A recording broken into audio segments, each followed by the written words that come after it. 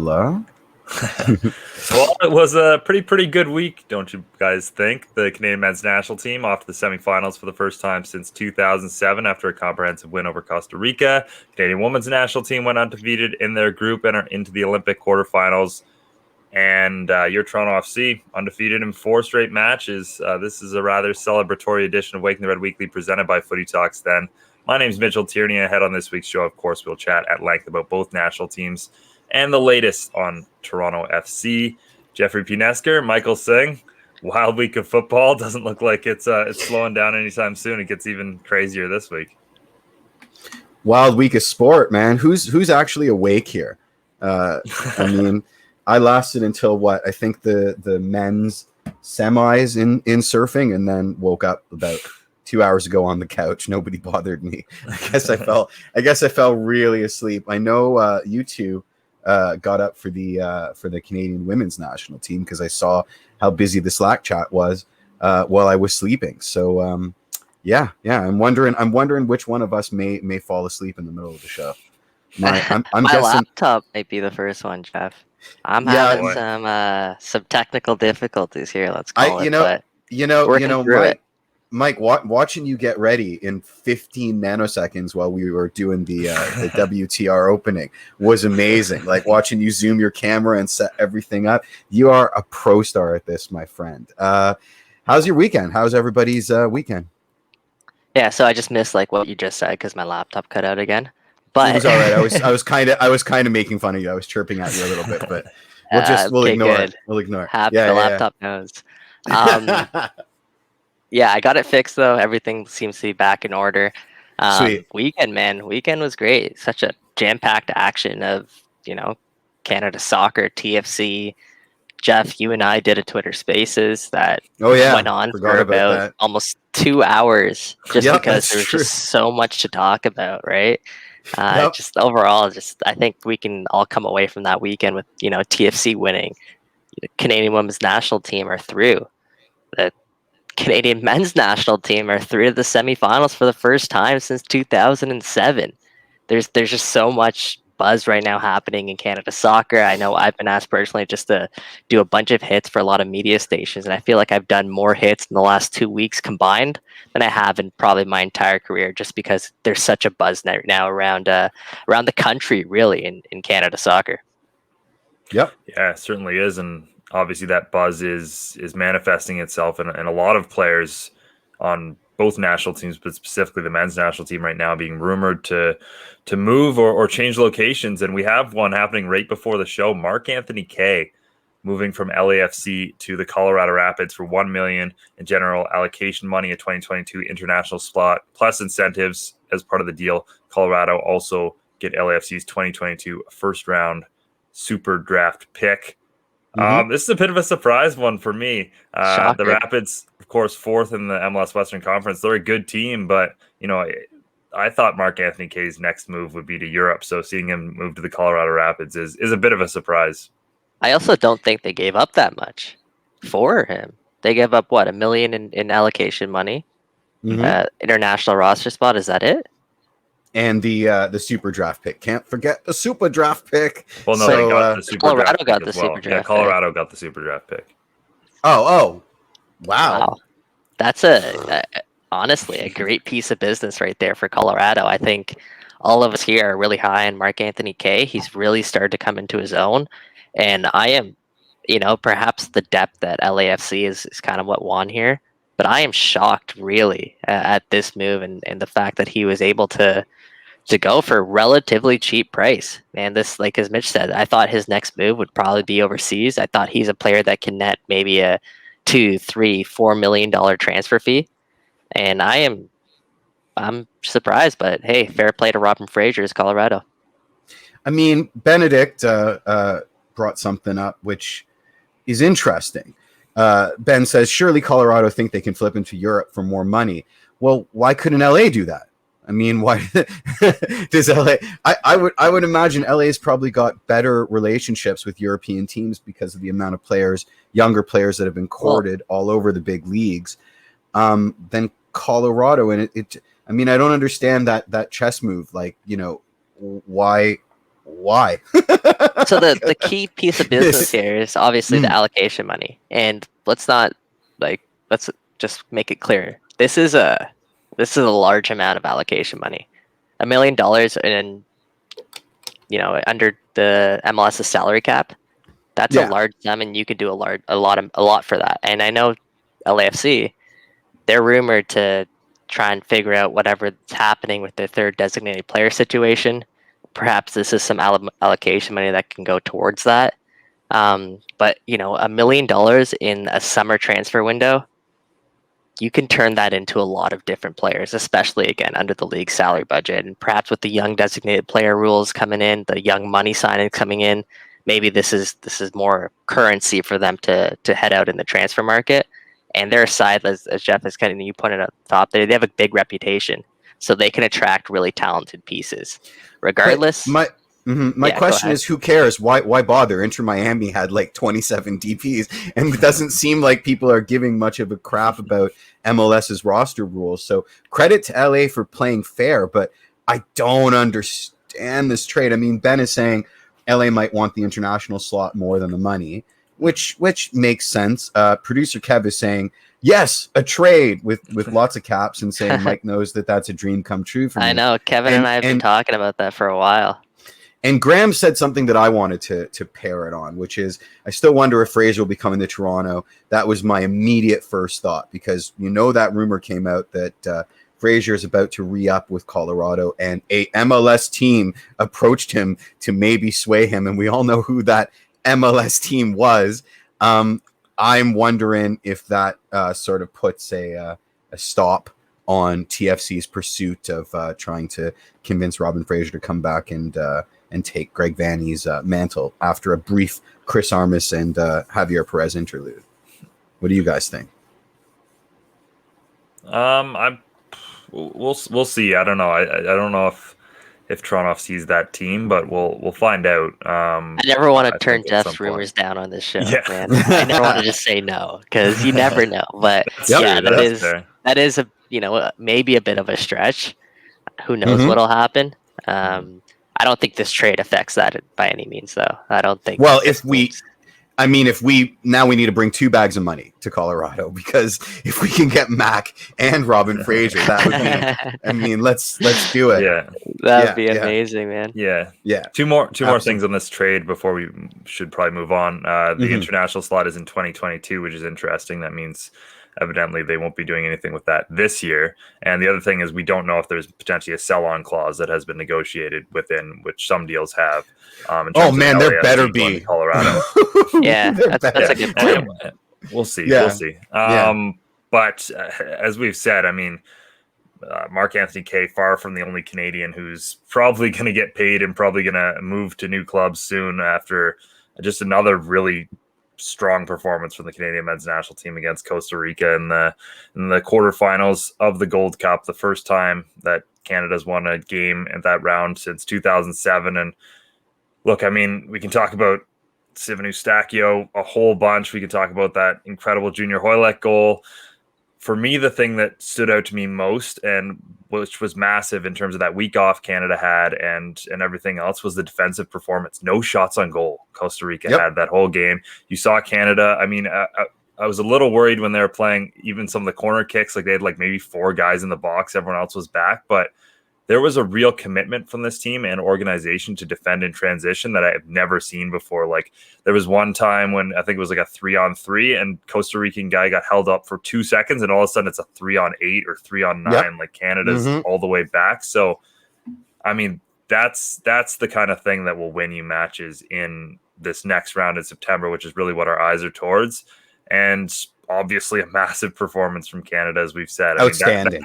That's what makes this one of the better performances we've seen in recent years. Not that Canada scored their way out of trouble as they have in recent past, but that from start to finish, this was a consistent effort. Outstanding. Absolutely outstanding. So much ink has been spilled, but we got our platform, so let's spill some more. I was at the Miracle at BMO in 2019, so were you. That had a certain David and Goliath. Things are so different now. Things are so different now. Like, I mean, I kept thinking about that meet and greet at the rec room that KJ hosted for Footy Talks. And, one of the most quiet guys on that panel was Stefan Estakio, right? And just thinking back, like, to the questions that he would get asked now. I mean, Fonzie was the obvious hero. And I think Stefan got maybe 3 questions. And most of them were KJ questions, just out of pity, because everybody was asking Alfonso what it was like to meet Robert Lewandowski. So it's just it's crazy how far we've come. Every time I think about that event, Jeff, I just think about the Kamal Lawrence incident that we had. I know, me too. Every time I bring it up, I'm never, ever going to live it down. It's so bad because I want to talk about that event all the time. I mean, I'll tell you, my buddy Gavin, who I was sitting with, he said something really prescient, which was, he said, look around, because in a couple years, this ain't happening again. You will not have this kind of access to these players. And he was so right. So it just made me appreciate it that much more. And it was a great event, and the experience of being at BMO Field for that victory over the United States. I mean, I shouldn't be talking about it. It should be Mr. Crybaby over here, Mitch Turney, because he was so happy. And there, listen, credit where credit's due. I think it was Dwayne that tweeted out, there's a generational sort of zeitgeist that we olds don't understand, that these Canadian players have a swagger that comes from age. They don't know the defeats and the heartbreak. All they know is this ascent, and it's just wonderful to be around. I mean, that team bossed that game. I can't, like, just thinking back to the level of outplayed that Costa Rica were. And say what you will, they're a team on the way out. They're all veterans, but that was their A side. Other than Navas, that was their A team, and we played them off the park. When can we say that about Canada? This is an entirely new way to be, and wow, it's pretty terrific. I feel like every game Canada plays, Jeff, they break another record. The ceiling go, yeah, absolutely. The goalposts change, right? And at the end of every game, drastically, there's like this sort of mea culpa that we do, where it's like, well, it's okay if we don't win the next one, because we won that one, and I, pretty soon that attitude's going to turn into like that inexcusable kind of swagger that we see in other federations and can't stand. It's like they went away for that pandemic, missed a year, and all of a sudden just came back like super. Like everyone just grew up all of a sudden and came back, and now this Canadian men's national team they're making strides to be where they should be, in my opinion. And that's a top 3 nation in the CONCACAF region. And that victory, was it Saturday?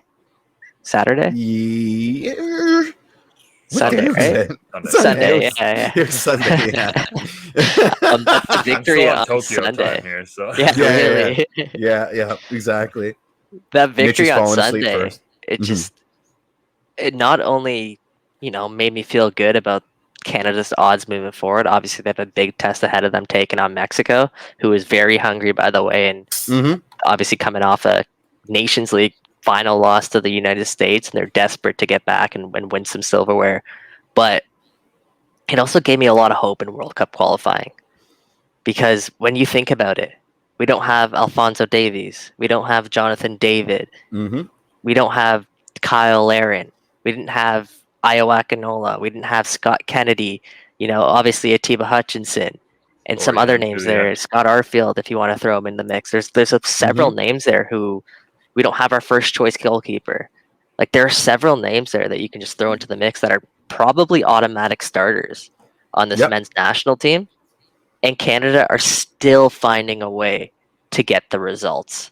And that, for me, is a testament to how far this nation has come, because we knew about the superstars for a few years now. We knew about Davies, we knew about David, but now we're seeing the likes of Kyle Larin really emerging into a superstar.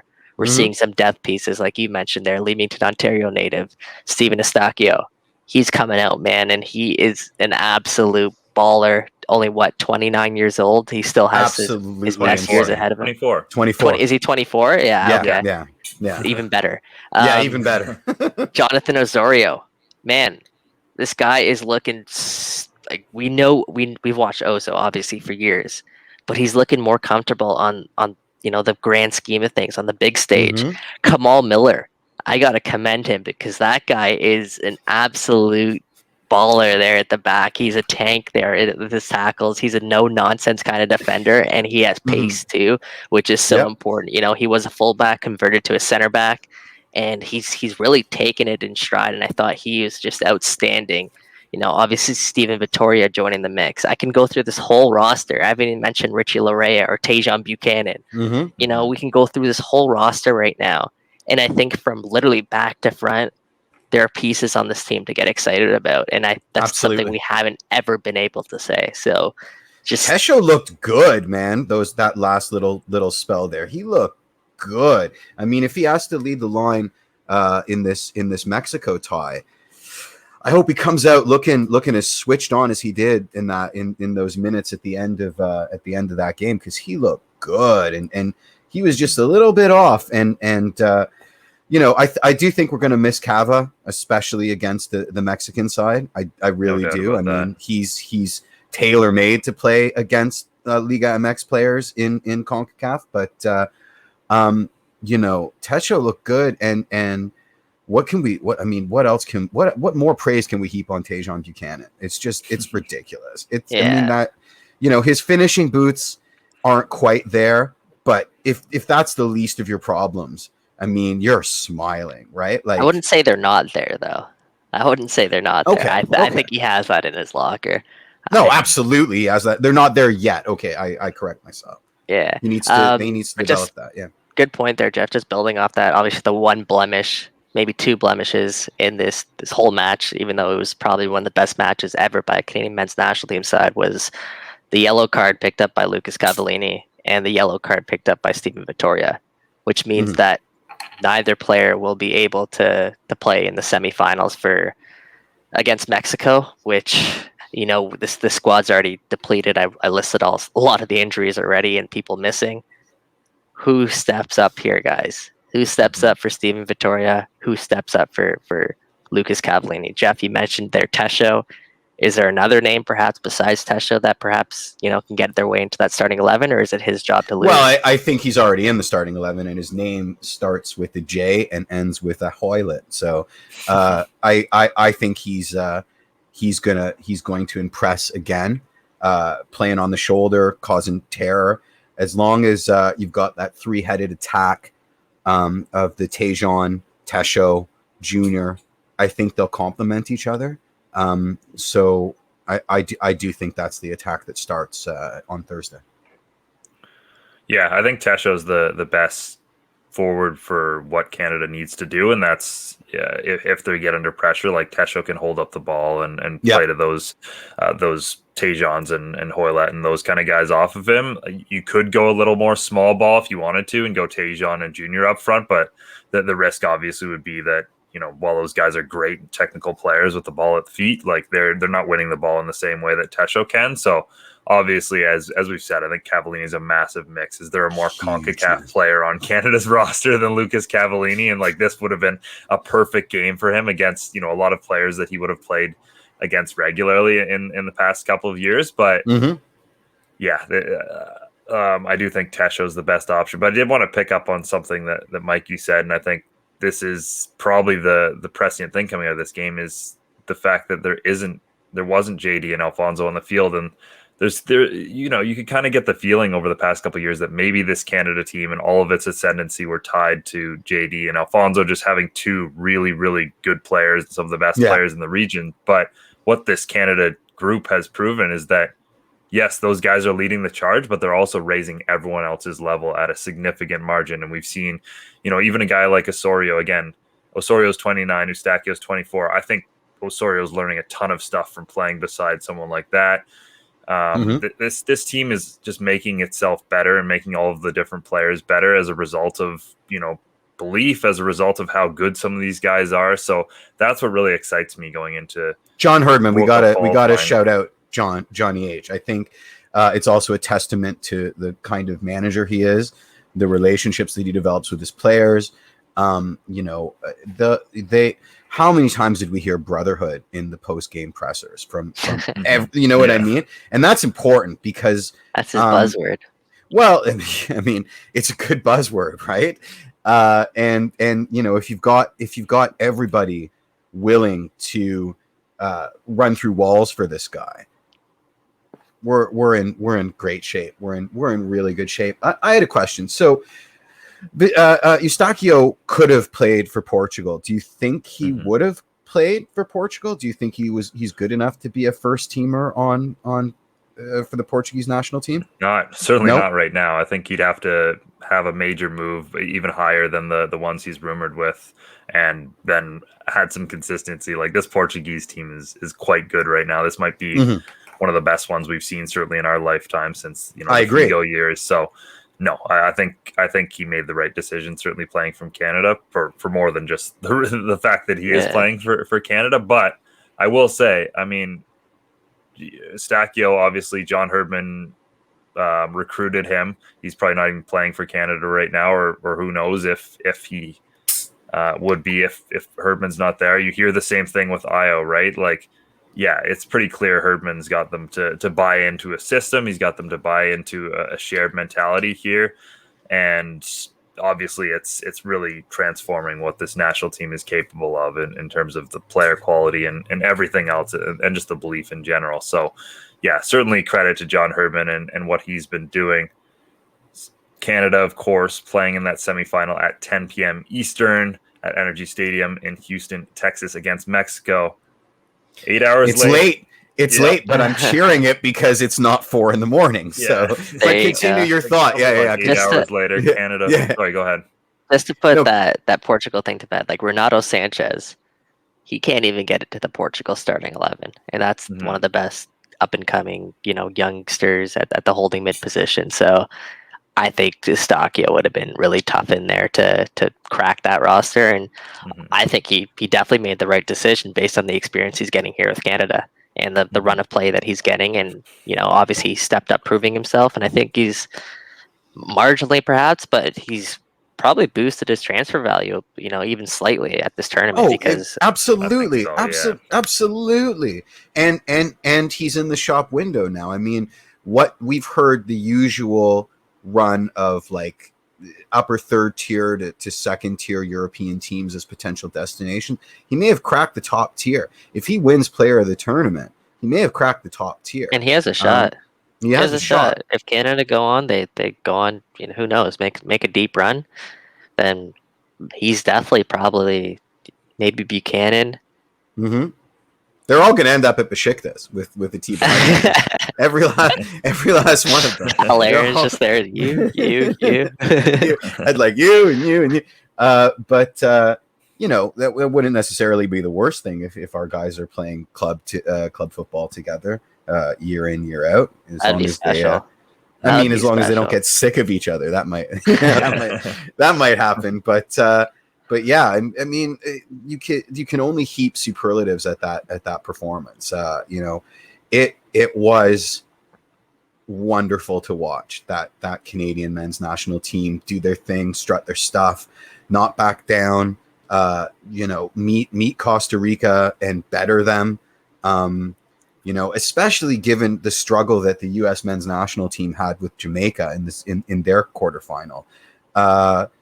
It's unbelievable. I knock on wood, cross your fingers, but I'm not that scared of the rest of the bracket. I think we've got a outside chance here. I think it's healthy to have our Canadian reluctance to start the swagger, but it'll be so much fun when that sea change happens and we're all walking around like we're the best thing in the universe.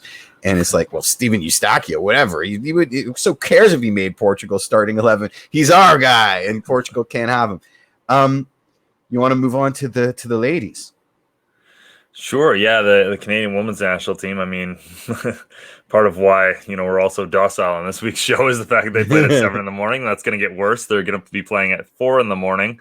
After that Gold Cup game, the Canada plays at 10 p.m. the night before. So I don't even know. I haven't even planned how I'm gonna play that yet. It's Cola. Yeah, it's almost too late to stay up for the whole thing, but too early. I don't know. At any rate, it's going to be a wild lead into the weekend, the long weekend for Canadian national team fans. If you're serious about it, you start living taxi driver hours now. Like you start switching over to nights and sleeping during the day.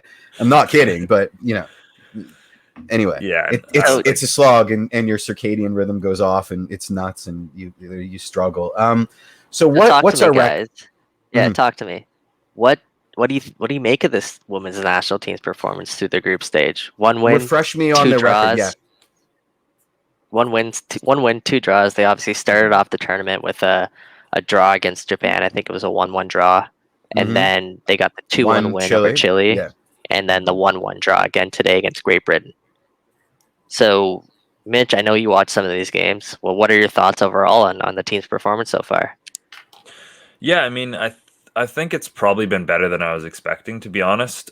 They've scored in every game, which I think is important, and it's been different goal scorers, which also is important in terms of the biggest issue for this team coming in. Vanessa Gilles is amazing. She had probably one of the performances of the tournament today against a really, really good team GB. Let's not get that wrong. I mean, the quality that they're bringing off the bench and late in that game is unbelievable, and they still needed a pretty lucky deflection goal. I mean, certainly they deserved it, but they still needed a pretty lucky deflection to get a result against Canada. So I actually think they set up pretty well going into the knockout stages. Obviously, it's going to be pretty tricky. You've got on your side of the bracket Brazil, the Netherlands, and the United States. We had obviously Claire on last week, and she was talking about how finishing second in the group would be good for Canada because they'd avoid the United States. But then Sweden decided they had other plans and won the group. So it's gonna be tricky for sure going forward. But I've actually been pretty impressed with a lot of the at least individual performances, and I think this group's set up pretty well going to the knockout stages. Have you been impressed with Coach Bev? Mostly, I thought today, again, considering how big this game was for the bracket itself and the opportunity to maybe have a bit of an easier path to the medal round, I would have liked to have seen a better side from Canada. For sure. Sat Sinclair, which I didn't really like, and Fleming came off the bench as well. I mean, I don't know. I would have liked to see you go for it against Team GB. They still almost got the results, or almost got the win, which obviously would have won them the group. But yeah, I would have liked to have seen a little bit more of an aggressive stance from Canada, just because what it would have meant. Both our draws we conceded late, right? The Japan and the Team GB. I mean, correct. Yeah. So and against Chile, we conceded after. Against Chile, we also conceded after going up 2-0, 2-1. They also hit the post after that. So that seems to be a thing here, is taking our foot off the gas and trying to park a bus that can't be parked, right? I don't know if that was necessarily the case in the Japan game. It's been kind of different in all of the games. Okay. The goal they conceded against Japan was weak. That was a nice goal. Nice ball over the top. I mean, Sheridan got caught out, but this has been a debate as to whether it was poor from Canada or good from Japan. And I tend to, I mean, I'm wearing obviously the Japanese kit right now, so I have to we noticed them up. We noticed. I actually think that was a pretty nice goal. I thought the finish, right idea. I thought the finish was weak. I thought she didn't hit that strong enough. I thought Sheridan was just completely out of position. I mean, the girl took it early. She took it outside the box. Canada was tracking back. I think it almost caught Sheridan by surprise because I don't think that ball was hit strong enough for it to find the back of the net, in my opinion, at least. I thought they could have done better there, but hey, it is what it is. I think, Jeff, you're right. That is kind of a recurring narrative with this team.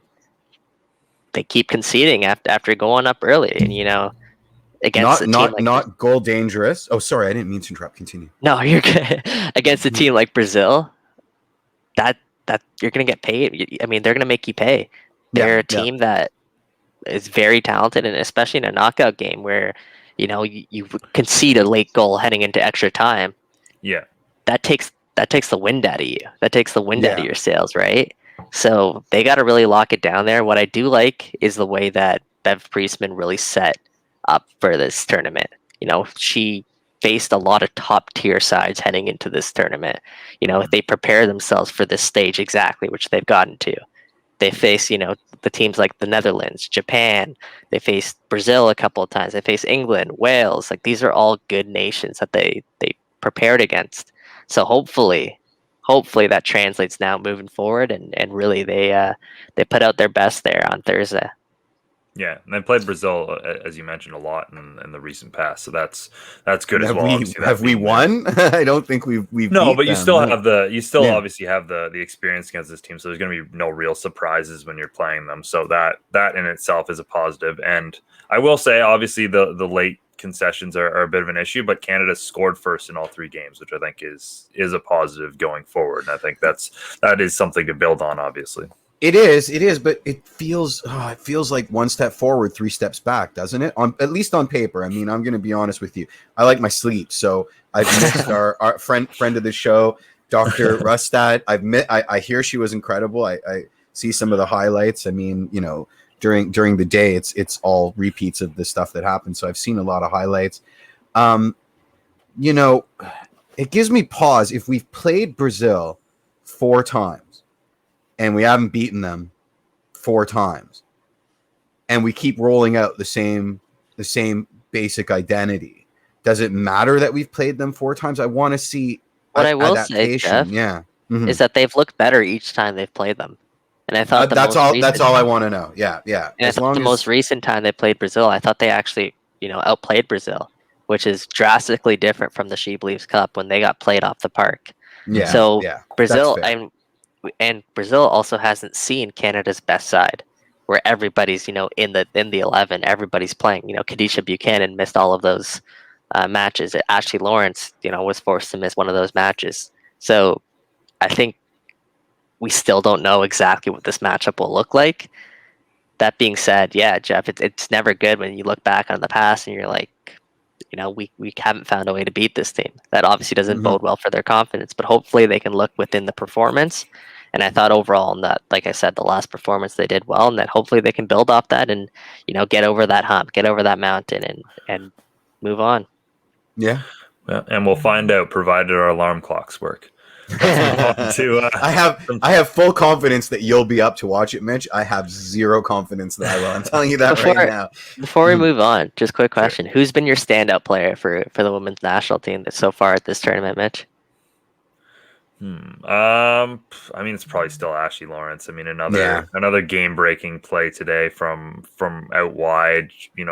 Wherever they play her. I mean, she's the best fullback on either side of the park with Canada plays. Like, really, one of their big questions going to this Brazil game is who they match on the other side of Lawrence, because there just hasn't been that balance there, because Lawrence is so good, and whoever's played the other side, be it Riviere or be it Chapman, hasn't been up to that standard. So I think Ashley Lawrence is the game breaker for Canada, and she's been pretty special so far this tournament. I agree with you. I mean, Chapman's my favorite player on the squad, so there'll be no Alicia Chapman slander in this chat. Very different player than Lawrence. I don't know if they'll, I mean, I like what she brings to the game. There's a tenacity, and she's got that low center of gravity, and she'll chase after every ball, absolutely. But I would not put Quinn as a fullback. No, Quinn belongs in the midfield. Ashley Lawrence is probably the best player on this team. Maybe Buchanan is up there for a shout, but I would say Ashley Lawrence is probably the best player. I still am adamant that she is not best utilized on this team as a fullback. I personally think that you got to play her in the middle of the park, and everything should go through that Ashley Lawrence, because she is that good. As a 6, as a deep lying playmaker. As a 10, as an 8. As a 10, wow. Yeah, as a 10 or an 8, in my opinion. Okay. Yeah, I think she can pull strings left, right, and center. As a footballer in general, I think she's probably the best on this team, and I'd like to see her link up there and with Quinn and Jesse Fleming there in the midfield. I think they would do that's a devastating midfield, actually. I like they would do some damage, and like the heart of the park is honestly the most important, especially in the women's game. In my opinion, I think that's where a lot of the matches are won and lost, and they still do have potential there at fullback to cover at least, because I don't know how. It's obviously very important, don't get me wrong. I just feel like the middle of the park is really, really important, and probably a little bit more important than the fullback position. And I don't know if she's best utilized there.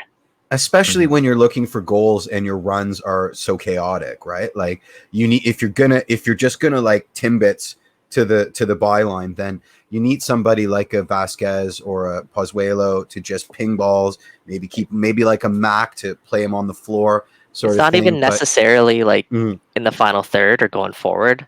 The reason why I want her there is because she's also an outlet for the team.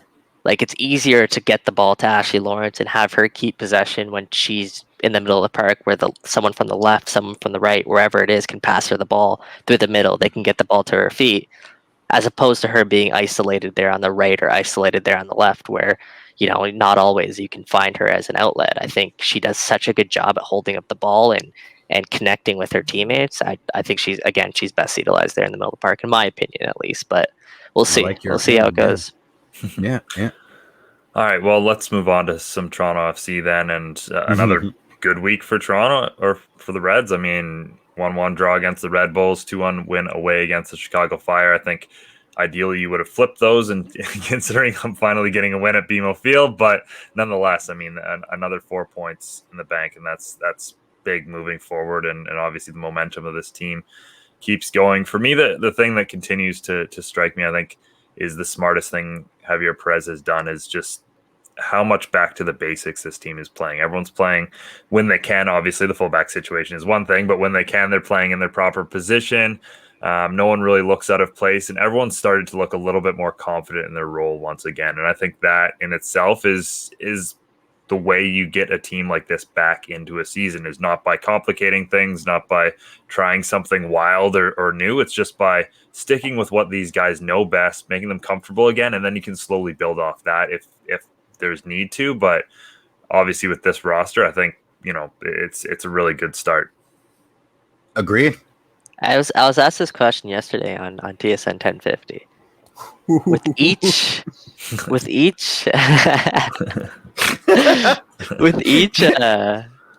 point, each win that TSC get, what does that say about the Chris Armas era? The fact that they already have 3 more points in this entire Javier Perez era than they do in the Chris Armas era. I feel bad for the guy. I mean, talk about being in the wrong place at the wrong time with the wrong momentum, and then just having a tsunami of garbage just pour over your head, right? And you can't fault the man for taking the job. I mean, your best friend, or a good friend in soccer circles, is saying, I'm going to vouch for you here. This is a safe space. You've always wanted to work with a bigger budget. You're not, you got to know your spot, like Han Solo. I have a bad feeling about this, but you're not going to turn the job down, right? So, at the end of the day, I think there's a lot of sacrificial lamb in the Chris Armas story, and wrong place, Jeff, wrong I said the time. Chris Armas era, not necessarily Chris Armas. What does it say about the Chris Armas era? That it was uniformly bad for everybody, and that we'll find out more and more details as history gives us more of a flight path. We'll find out how bad it was inside the hotel. We'll find out, just how awful the living experience was. How everybody's emotional state was completely out of whack. Did he, again, for me, Jeff, it says that Bill Manning, Ali Curtis got this hire wrong, and really wrong. And that's just because, Jeff, the style of play that Chris Armas was trying to implement here with TFC and the current roster. Fair. That's right? fair. The roster that TFC had was not meant to be a pressing roster. Michael Bradley was not meant to play higher up the pitch, get up and down the pitch like he was. Clearly, when he's dropped back, this team has looked so much better. I think that's such a huge part of it, as Mitch said, just getting back to sort of basics and getting back to what this roster was built for. At the end of the day, that might not be the fault of Chris Armas. It could be the fault of... Yeah, you don't hire a systems guy. I mean, Chris is a systems guy, and I think the mistake was looking for a systems guy in the first place, right? But hindsight is always 20/20, and we were all very excited at the idea of a gegenpress kind of TFC. It was only after we saw that they couldn't do it that we started, that we got down off our high horses. But hindsight is always 20/20, and that's why I say it's too soon. But I do agree with you, and to his detriment, the Chris Armas thing has actually made me reevaluate my opinion on coaching in the sport, right? Like, I'm almost in an existential crisis way. Like, why are there systems guys? Do you know what I mean? Like, why? When people are like, well, at the end of the day, it's probably a 2-year turnaround for the new guy's system and his players to come in. I'm like, well, why would you do that? Why don't you just have coaches that aren't necessarily systems guys, are a bit more relaxed and are like, all right, this is the roster we have right now. This is what I'd like to play. But leading up to that, I'm not going to square peg round hole anything. I'm going to let my players play. And there are coaches like that exist. But Chris Armas just wasn't. Chris Armas is not one of them. He was described to me, again, by several TFC people within the organization as someone who was stubborn. And, very nice guy, very, very good person. But he was stubborn in the sense that he did not want to get away from the type of system that he wanted to play. And that was his Achilles heel. And that was his Achilles heel. And that, in my opinion, when you look at what Perez has done, nothing really extraordinary, as Mitch said, just getting back to the basics and a simple 4-2-3-1, a low block. Like, we've seen TFC do it for so long, and he keep putting out the same type of players. He doesn't make any magical substitutions. This is literally getting back to what this roster was built for. It doesn't take a genius to do it. It just takes someone who's willing to accept the fact that, okay, this is the pieces that I have. Let's play a certain type of way for this to optimize this roster, and I think that's what Perez is doing right now. I actually think that his coaching on the Chicago Fire game was a masterclass in adaptability. I really do. I really do. Considering what we trotted out. Considering what we trotted out in the first half, right? The attempt to sort of play fullback, like non-fullbacks out of position as fullbacks. I thought the adjustments that he made towards the second half and in the second half, because we were getting creamed on the flanks by Chicago, and it was only a matter. 13 saves. Bones was standing on his head.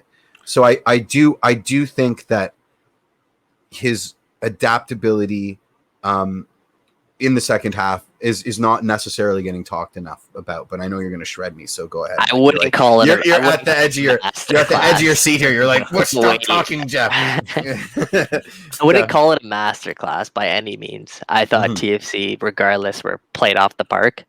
Sure, they had no natural fullbacks on their roster, but at the same time, and I don't want to really rag on him because he was thrown into the lineup right before the game. He was asked to play a position he's really never played before.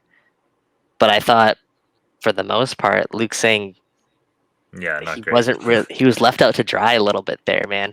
And I thought, someone could have probably gave him a little bit better instruction of what to do in certain positions. I thought there were quite often he was left in no man's land, whether he was indecisive to go close down a cross, whether to not close down a cross, and too often he was doing nothing on a play where he was beaten easily by the first pass. So I don't know if I'd call it a masterclass. I thought Chicago kept their foot on the gas pedal probably for the duration of this match. I know watching it, I was like, oh my God, can we get through this? Can we get through this? Can we get through this? It was so stressful. And that's the Chicago Fire. That's not We're not talking about a New England Revolution. We're not talking about, New York City FC. We're talking about the Chicago Fire there. So I would use the term masterclass there probably a little bit looser than. Just tell me I'm wrong. Like, you don't have to sugarcoat it. Just say, I don't want to say like you're wrong. I don't want to say like he did a terrible job. I just wouldn't call it a masterclass. Okay. No, I do think the team clearly under Prez has been playing a much better, more cohesive defensive system in overall. I think transitionally it's been better. The best thing probably you can say about it in terms of the results, they haven't conceded a first half goal since he's been manager, and I think that's pretty massive considering basically the entire Chris Armas era they were like 1-0 down after 15 minutes every game. So if more than that, so I think that is pretty important and something worth keeping in mind as this team moves forward, is how much kind of the defensive focus has improved. Yep. Who did they play at BMO Field? Oh, the Red Bulls. Yeah, the Red Bulls. So first minute of the game against the Red Bulls, I will point this out. The Red Bulls beat TFC's backline. They beat Omar Gonzalez, got in behind, and actually like missed the breakaway. So I don't know if it's perfect there, but results looking back on it, you can't really argue with that. Like TFC have put out the fires when they needed to. They haven't. They also haven't conceded late goals, Mitch. They haven't. That's a good point too. Yeah. When they're put under pressure, they're tucking in really nicely, and they're not giving up late leads, which we saw very often as well in the Chris Armas era. So I think a lot of it has to do, as we're talking about the basics, is the fact that we're not pulling ourselves out of position to press, where that makes you more vulnerable to just be broken down. Whereas we're just tucking in, inviting some of the pressure, and relying on the fact that our 2 6s there, our 2 8s, whatever you want to call them, whatever they set up in the low block, will be there to support our center backs. And I thought Michael Bradley, and I can't stress this enough, has been so good at that. He's been so good over that span of getting out at the right times. He's been winning the ball back, and he's been keeping possession. He's obviously the first outlet that people go to. On TFC, is young center backs like a Luke Singh or even a Chris Mavinga, like Michael Bradley, you see him often drop even behind the center backs to pick up the possession. And that's what TFC used to do. And to have that Michael Bradley as an outlet in the back, and then you have Pozuelo and Soteldo as outlets moving forward, now there's areas on the pitch where you can keep possession. And you can go to very often just to, at least get field position. I think that's been incredible so far, and hopefully they can build off that and put in a better performance than I think we saw against Chicago.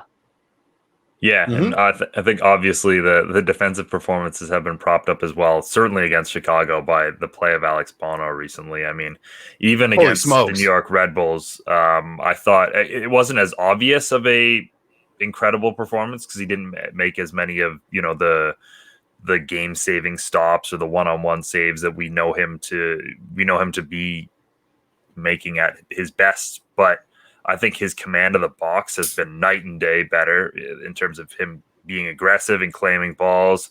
I think he's helped certainly in terms of the organization of that back line. And yeah, this has been the best he's played in years for Toronto FC, I think, over the last couple of games. And that's obviously important when things are turning around and when you've had a bit of a shaky back line, is knowing that the guy back there is going to bail you out a couple times a game. Like that's pretty big. I agree. He looks like he has his confidence back. I mean, in 2020, he posted 3 clean sheets in 3 appearances. So, I mean, it can't really get much better than the way he played last season. But even last season, he was speaking about getting his confidence back and looking like the keeper of old. And I think at the start of the season, he kind of lost that. Obviously, there's a lot of talk, and we're definitely guilty of that, of saying, why is this guy playing? Because we have someone like a Quentin Westberg, who we've all been accustomed to as this team's #1 goalkeeper out of the back. But then now, Alex Bono has really stepped up, and obviously against Chicago, he is absolutely fantastic. Now, here's my question for you guys, though. Is he now the team's #1 goalkeeper moving forward? Because Quentin Westberg was battling a finger injury, and he seems to be back. He made the bench for the first time last game, and maybe that's what also motivated Bono to really step up and have put in the performance that he did, because he's looking over his shoulder, and he knows a guy like Q's coming back. Now that we're seeing TFC revert to TFC of old, let's call it, is Quentin Westberg the best fit for this team in net, or is it Alex Bono? It's funny because obviously fairness hasn't been a factor in this goalkeeper conversation at all, because if everything was fair, Q would have gotten much more of an opportunity early on in the season when Alex Bono was struggling and not playing well. Mm-hmm. But in the interest of fairness, I mean, I don't think you can take Alex Bono right now. He's been such a stabilizing force for this team and such a reason why they're undefeated during the Perez era, that I think right now when you're finally, picking up results and finally have a run of form, why change anything that's working for you? Exactly. I also think Alex is trying to like exercise demons of Perez cutting him from the youth squad. I think Perez being his coach is like really lit a fire under him. So I'm with you guys. I'm with you guys there. I think Bono has definitely earned at least another start. Mm-hmm. What I will add is I have heard that Perez is a really big fan of Quentin Westberg. So, maybe we'll see a little bit of reverse, I don't know, what did you call it, fairness there, Mitch? Maybe we'll see Quentin Westberg come in and be like, what the heck? Why isn't Alex Bono back in net? That's honestly, a luxury this team has, man. Westberg might be related to Perez, but I still don't think he's getting a start. That's just my impression of Perez, how risk averse he is, and how he'll run with the hot hands. So, and that could be just a consequence of Perez having the interim tag and knowing that his seat is in permanently hot situations. So he doesn't want to upset the apple cart, or it could just be, built into his DNA. I suspect it's a lot closer to the latter. Yeah, I don't think Alex has anything to worry about for a while. Definitely earned himself another start. In terms of being the number one right now. Mitchell is officially on the Yeferson Soteldo bandwagon, so says the rundown. Do you want to speak a little bit about why he? Mitch, all aboard, baby. Of course. So I think last week, my main point was that I needed to see more goals and assists from Yeferson Soteldo in order for him to get to that too good for this league threshold that Mikey set. Then he did like 40,000 scoop turns at BMO Field against the New York Red Bulls, and like that sold me. Like I realized this is the exact kind of player I love. I mean, he's pure flair. He's got those short shorts. He's got the bleached hair. Everything about Yeferson Soteldo I love. And look, I mean, we've talked so much this year about how much Toronto FC kind of sucked to watch, especially in the early parts of the season where they were really struggling. There was no fun. Like Yeferson Soteldo makes this team infinitely more fun to watch, even if he sometimes is looking off his teammates and maybe not making the best decisions in the final third. I think that's going to come very soon, especially when he has more options. Josie up there, Oso back, guys like Richie. Like I do think that when he gets some better runs in front of him, that's going to happen. But I mean, this guy's beating guys for fun, and any player that can do that in any league, I'm going to be in their corner immediately. Yep. So I said that he has the potential to potentially be the best player in MLS. I said he's too good for this league. I'm going to go even a step further right now. Yeferson Soteldo is the best player in Major League Soccer right now. Right now, masterclass. The masterclass situation. In my opinion, right now, he is doing things that I have not seen people do in this league. And this league has evolved so much in recent years. It's gotten so much better in recent years. And Yeferson Soteldo is coming in and he's moving those goalposts. I really do believe right now that he's capable of doing things in this league that other people can't. Alex Bono had the infamous quote during his press conference that Yeferson Soteldo can dribble through traffic on the 401. And literally... Yeah, but can he do it on a rainy Tuesday on the Don Valley Parkway? That's what I'd like to. Because 401, 401, like, that's like the toll road. I've seen enough of this guy that I know, man. I know this guy is a bona fide baller. I believe he's doing things that we haven't seen yet in this league, and I think the best is yet to come. I think he still has a couple screamers left in his pocket there. I think he has some magic still in his hat. Let's call it his magician's hat. His magician's hat. Pause is the magician. Yep, Yeferson is, listen. He does some great things out there on the pitch. I have spoken a lot about my reluctance to fully embrace him as our Lord and Savior, but it's getting closer. I mean, what else can you say about Yef at this point? Let's move to our man Ralph Prizo, the disappearing man who suddenly found himself back on the pitch in a red shirt. We talked about this on our spaces. That to me was such a team goal. I mean, it doesn't happen if Josie's not on the pitch. It doesn't happen if Prizo's not in the perfect position to mop it up, Paul Scholes style. So I really, really enjoyed that goal. I know Mitch did enough to put it in the rundown. So Mitch, what do you think about that goal? Well, I think it just really fits the theme that we've been talking about recently, and that's player confidence. And we saw it with Alex Bono, obviously, how much that's improved his performance. And I actually thought when Ralph Prizo came on in that game, he looked pretty terrible. He was making some bad back passes, some shaky giveaways, and that's unfortunately been kind of consistent with what we've seen with Ralph in his cameo appearances ever since he got pretty much unfairly dropped from Chris Armas' side after an incredible performance against the Columbus Crew way back when. I tweeted out that exact same thing, man. Yeah, he said, there you go. Yeah. You know what happened 5 minutes later? He scored. And literally, his confidence soared immediately after that. You could see his head brought up, and he was one of the best players on the pitch at the end of that game. So it's just fits that narrative, right? That give players confidence, and their performances will improve immeasurably. Yeah, and I have let me see if I can find this quote from him. So he actually spoke about that exact same thing. Yeah, the match. Exactly. He came clean. He owned it, actually. Yeah, and I asked him. I'm like, quite honestly, I didn't really ask him about his performance. I asked him because it was the first time he was making an appearance at BMO Field, actually, because he signed late last year when the team was in East Hartford, and hometown kid. So I asked him what the environment was like. And essentially what he said is, it was a great environment. When I got subbed in, I just tried to play my game. But I think before my goal, I was not good. I think I gave a couple balls away. I think I was processing things a little slowly. I think I wasn't good at all before my goal. And after my goal, that just took weight off me. And I just started playing a little bit more freely and more just relaxed and more comfortable. And I think after that, I had a better performance.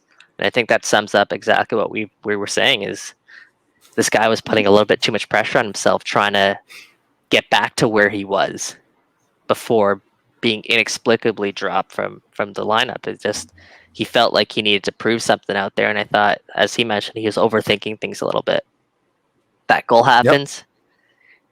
Yep. And there you go. This is always reset. Yeah. This is a guy who kind of looks like he's refound his confidence. He's earned Javier Perez's trust to the point where Javier Perez feels comfortable starting the kid. And I thought, again, even though he went down with what looked like to be a cramp, I thought he played well against Chicago. So let's see what the future looks like going forward for this kid. But I think he has earned the coach's trust. I agree. Yeah, I agree. I think it makes that situation in the middle of the park very interesting too, because now you have Ralph, you'll have Oso coming back from the Gold Cup in all kinds of form, and we know what he's been doing this season.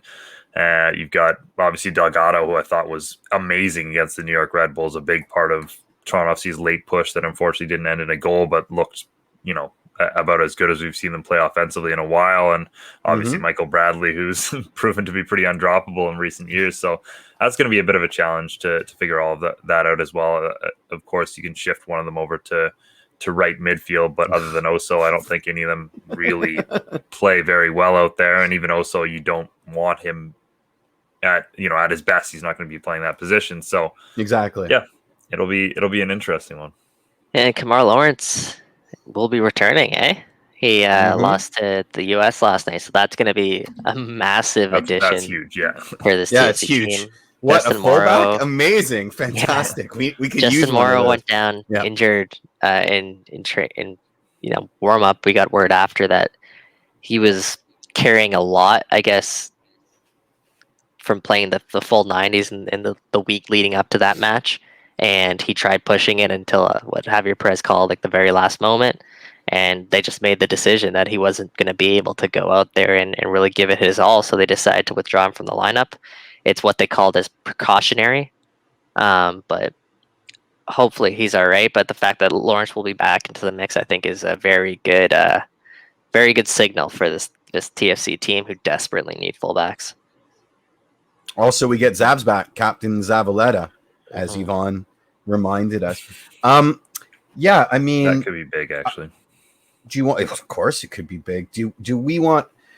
I got some notes that I collected on our rundown from the WTR forums. Do you want to do a quick hits on that, or how crazy are these?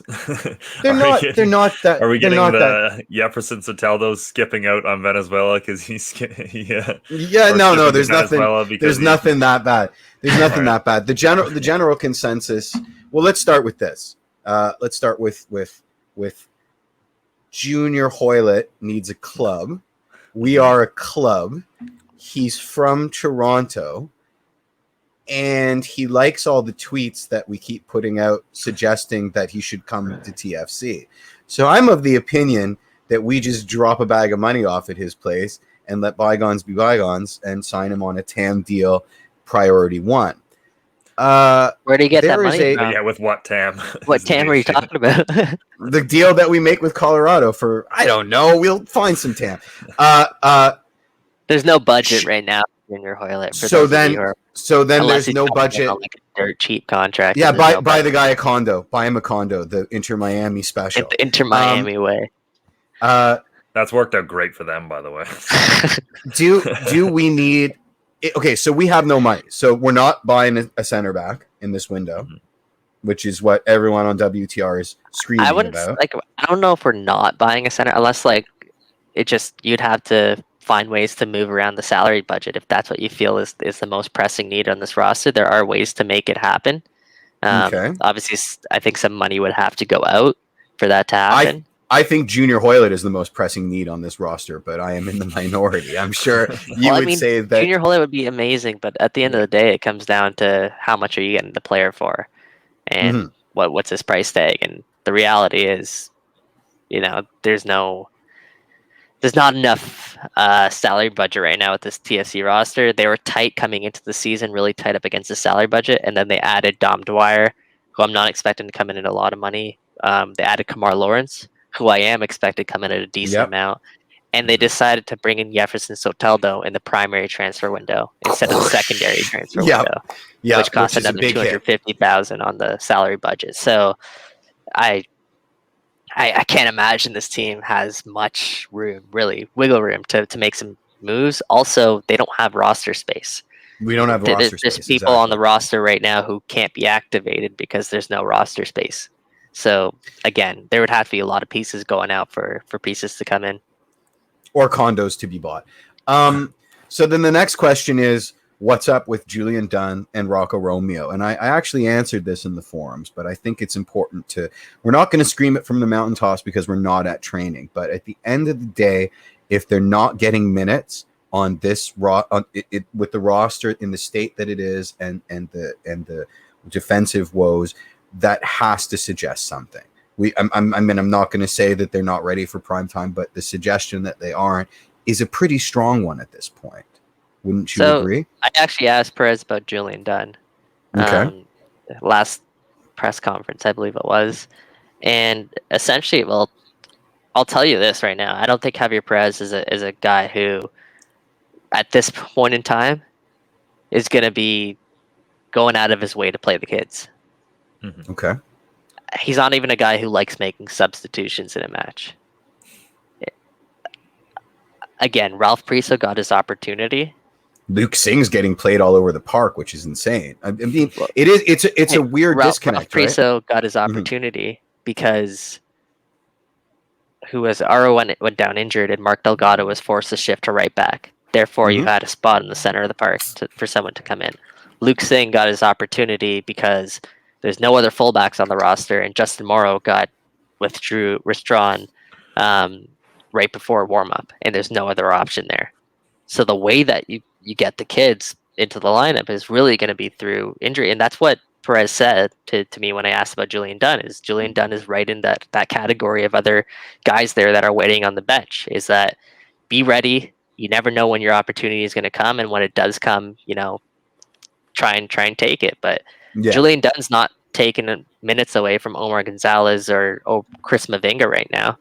Okay. He also missed the first how many months are we into the season now? Like 3-4 months of the season with the hip injury. What are months? What is time? He's also coming off an injury, right? So, I mean, he has made the bench the last 3 games for TFC. So there is, some solace there that he is being included in the 18. Okay.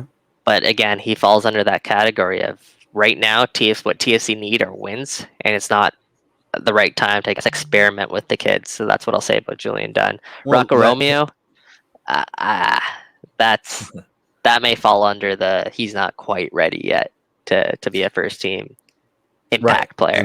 And people are confused because of the loan stints in Europe, right? And they think, they're almost assuming that the level at what was it, Korga, whatever team he played on, HB Koje, is that much higher than MLS, which I think is kind of arrogant presumption. It may actually be. It's not even close. Exactly. Yeah, it is. That's Euro snobbery, and he also didn't get a lot of minutes there. So it is what it is. And then it's funny that you say Dunn is not taking minutes from Omar, because Omar hasn't looked very good out there. Is it simply club seniority, or is it the fact that Javier is a interim coach? He's not playing a kid over a center back that's making as much money as Omar is. Like the ceiling for Omar. Omar hasn't looked good, but the replacement level below Omar Gonzalez is a precipitous drop. Yeah.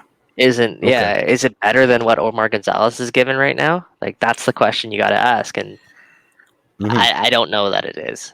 Quite honestly, I'm all for playing the kids. I think, I like getting kids in the lineup, but the fact that TFC need to win games right now, for me, that drop off is too steep right now.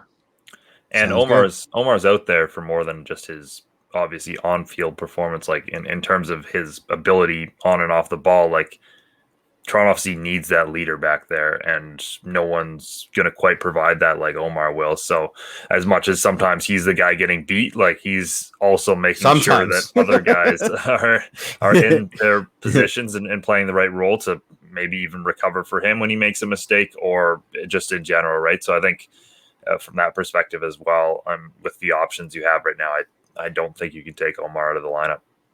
Okay. You're answering a lot of the WTR forum cyclical It's not going to make them any happier, I don't think, but it's it's always good to address those sort of things. I guess let's finish up here with the game ahead on Sunday, 7:30 at BMO Field. Still love that I can say that. Always great too. Got my tickets. Nashville. Got my skis signed up. Got a stick of juicy fruit. It's going to be amazing. Nashville. Gosh, this is the first. No, we faced them since, or we have faced them. Yeah, we faced them. Yeah, they lost 3-2 earlier in the season. Yeah, I remember that. Late goal or something.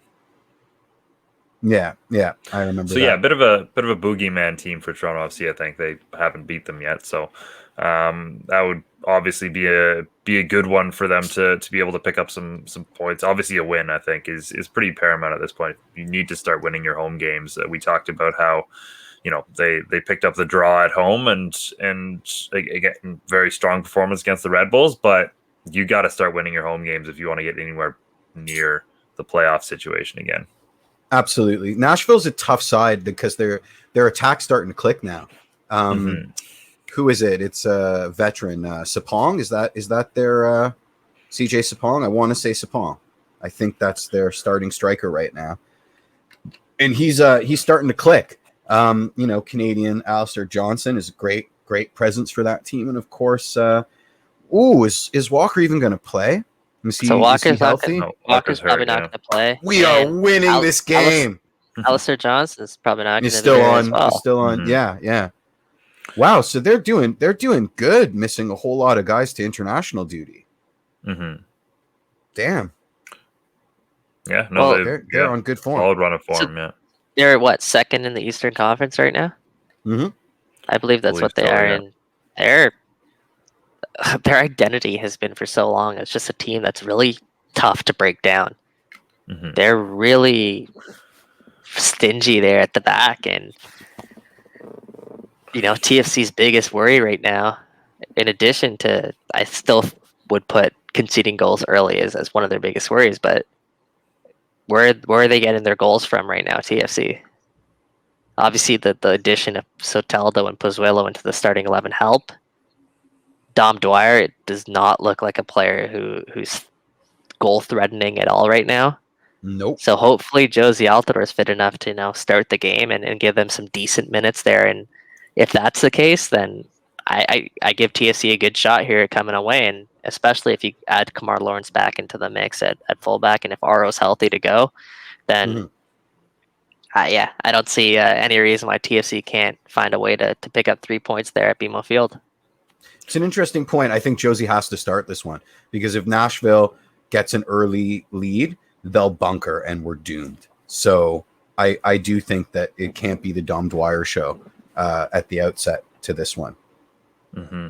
Yeah, I would echo that, and obviously hopeful that Josie can start and Kamar can start, because then, and Auro as well, because then you're like 2 pieces away maybe from your best 11, or what we consider the best 11 for this team, and obviously that would be exciting to see, because we've talked so much about how will this team look if we can get all these guys on the field together, but this might actually be one of our best opportunities in a long time to see them all on the pitch together, which again in front of the home fans, which I do think has been a massive boost for this team's confidence and this team's ability to get back in a good run of form. I think this would be a great time to do it, and if you could pick up a result against Nashville, that would be a game changer for this season, I think. Sunday of a long weekend. It should be a great atmosphere down there by BMO Field. So looking forward to that one. Me too. Like Mitch said, get loud out there, because this team hasn't played in front of fans really, aside from the last 2 matches at BMO Field, for almost 2 years now. So guys, go out there, give them some love, get rowdy, get loud. I want to hear, BMO Field really feel like 15,000 there on Sunday. But keep your masks on and avoid and observe all COVID protocols, Mike. Of course. That's important. Don't tell everybody to go crazy, or we're all going to be throwing smoke bombs at each other, and it's going to get. And you'll be watching the Bacchanalia from the safety of a press box, while I'm down there in the muck going, Michael, sing. What were you thinking? Well, yeah, could be quite the week ahead. I mean, obviously, Yvonne, and we'll knock on wood here, the Gold Cup final is also Sunday. So, and like we said, Canada playing a pretty important game on the women's side on Friday. This is going to be a big week for Canadian soccer in general. A pretty monumental one. So let's. I think we should wrap things up there. Yeah, on behalf of the homestand sports team, Kevin, Sophia, Edwin, really appreciate everything they do. Jeffrey P. Nesker, Michael Singh, thanks so much for listening and watching, everyone. Whenever you take in this show. Until next Tuesday. Cheers, guys.